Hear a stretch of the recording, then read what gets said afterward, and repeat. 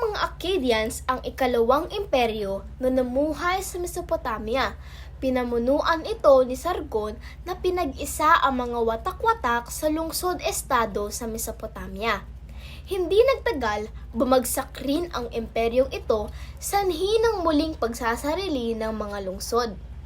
Makalipas ang ilang taon, dumating at nasakop ito ng isang makapangyarihang pangkat, ang mga Babylonian. Ang imperyong ito ay pinamumunuan ng isang magaling na lider na si Hammurabi mula 1792 hanggang 1750 BCE. Itinakda niya ang Babylon bilang kabisera ng imperyong Babylonian.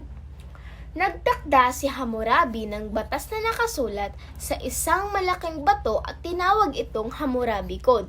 Ito ay batas na naniniwala sa prinsipyo ng paghihiganti na kung tawaging ay lex talionis o mata sa mata, ngipin sa ngipin. Tulad ng ibang imperyo, unti-unting bumagsak ang Babylonian nang namatay si Hammurabi. Pagkaraan ng panahon, dumating ang mga Assyrian na sumakop sa Mesopotamia.